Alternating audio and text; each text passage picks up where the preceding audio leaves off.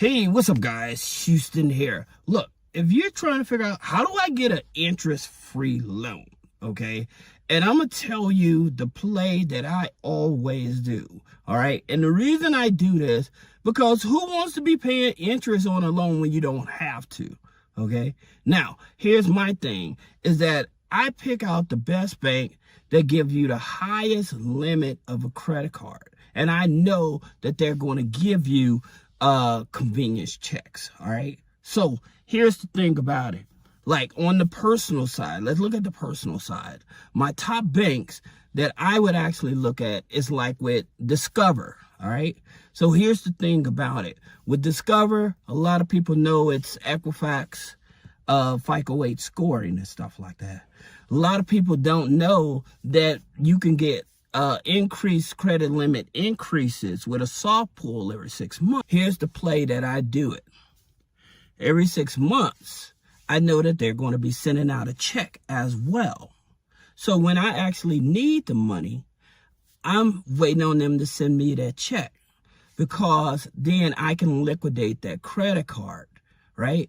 And it's interest free. Now, here's the thing about it. Some people are like, well, what about doesn't that push up your DTI?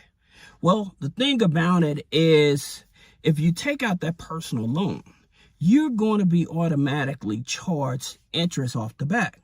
So you ask yourself, would I rather liquidate this credit card and then take chances on having a high DTI? So it depends on what you're going to be doing with the money. If you're going to be using that same money to pay down higher interest credit cards and stuff like that, then you won't see such a big impact on your credit score.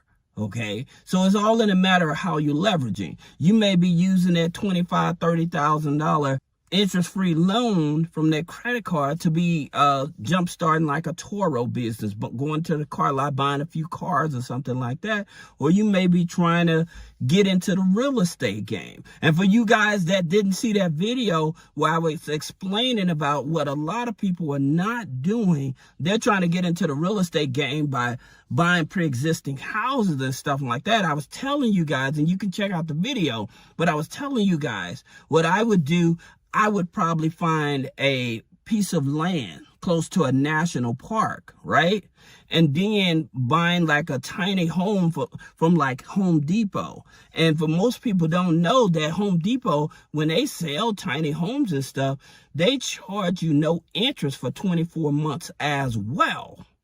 So using the money from what you got from Discover card to enhance that tiny home you're not paying any interest on, and then renting it out on Airbnb. It's just one idea that I was giving away. But at the same time, this is something else that you want to consider in terms of like when raising capital and stuff like that. Not only doing it just on the personal side, but also doing it on the business side as well. But on the personal side, like you have Barclays. Now, Barclays only pulls from TransUnion, FICO 8.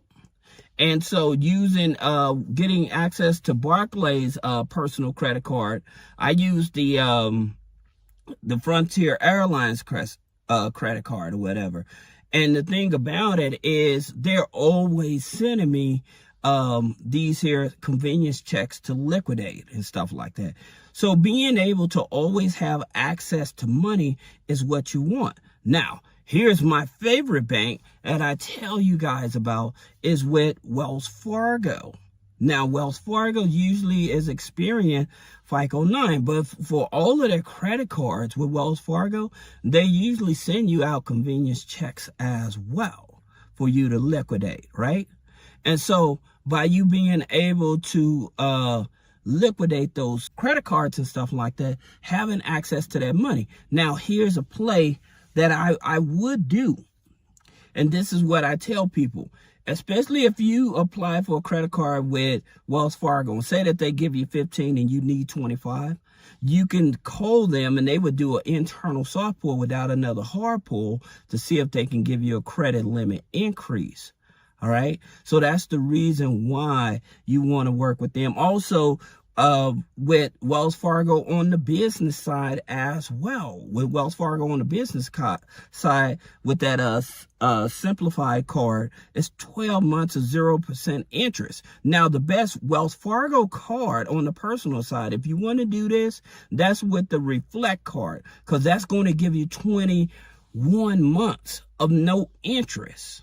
So say that you liquidating 25, 30,000, your minimum monthly payment is only 300. So that's the reason, or less than 300 to be exact. So that way you working with some capital right away. All right. Now they may charge, I think they do charge a balance transfer fee, but at the same time, beyond that balance transfer fee, giving you access to the capital you need is what you want. All right. So that's Wells Fargo. Plus, with Wells Fargo, if you have their account for at least a year, then you also qualify for that line of credit also. And so the line of credit, they have two different types of line of credit. The line of credit you want is the Advantage. It goes up to $50,000. Now, you only need a 680 credit score for that line of credit. But when you get that line of credit, guess what? It's 0% interest on it. Now, here's also something about that line of credit. Many people don't know with the line of credit, they only charge you interest on what you actually use.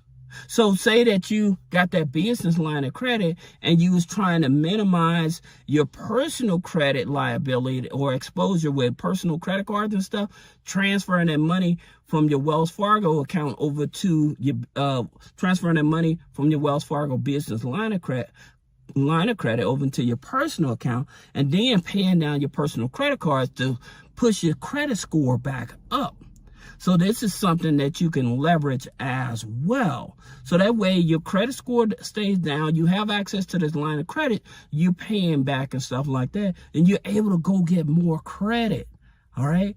This is why I continue to try to tell people. Now, one of the things I'm going to say is that it's unfortunate, a lot of people that are in relationships that are married, they're not leveraging their partners. Or you may have a fiance or a girlfriend. You need to learn how to leverage your partner. So that way you all have separate credit files, but this partner is able to go raise 50 or 100,000 in case you need it. Plus you able to have access to just as much money. So that way, whenever an opportunity come in, like a real estate opportunity, or you may be trying to take advantage of the stock market since it's on the dip and stuff like that, you're able to do that. And this is what I continue to tell people is you need to leverage your partner. If you got somebody in your life and you can't build with them, you don't need to be with them. I'm telling you, they're just wasting your time. So you need to find somebody that's going to be on the same level as you in order for you to level up, because it actually takes a team, especially if they're planning on benefiting off of what you're working on anyway. So that's the reason I tell you guys is to actually keep those files separate. They need to have a separate company from you. The credit file need to be separate, and you all build both of them together, even if you're in the same household, but it gives you that leverage. All right. That way you always have access to money. All right. Now, another financial institution that I love going after, definitely you all hear me talk about U.S. Bank. U.S. Bank is notorious for giving you interest-free money. Interest-free money all the time. All right.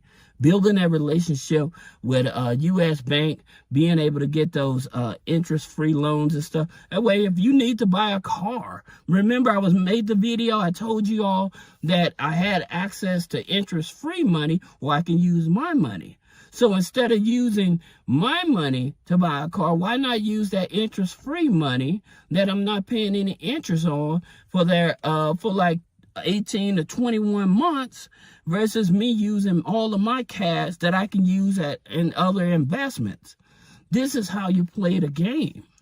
You know, and again, like I said, for a lot of people, they may not feel like they want to do that, but I'm telling you, leveraging is one of the biggest games you can play, because you're always, the more of a relationship you have with institutions, the more money. That's the reason that we was giving you all the free payroll, the free pay stubs, the one-on-one consultation for those that took advantage of it. I appreciate it. Trust me, it's going to pay off, because you would have all your documentation to go get higher lines of credit. Okay. Now, one of the things I always tell people is that make sure that in terms of whenever you're trying to go get funding from a bank and stuff like that, I always tell you open up a personal account and a business account, especially if you have an established business. And if you can wait, I would probably wait about 60 to 90 days, and I would just start making deposits in those accounts and stuff like that. But having set up like that direct deposit, that's the reason the payroll and the pay stubs are so important.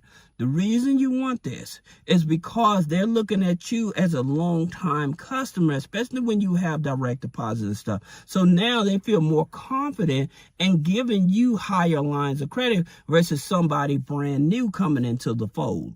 So that's the reason I continue to tell you guys is don't sleep on not having proper documentation. Everybody I know that has proper documentation, that has a relationship, they have no issue with raising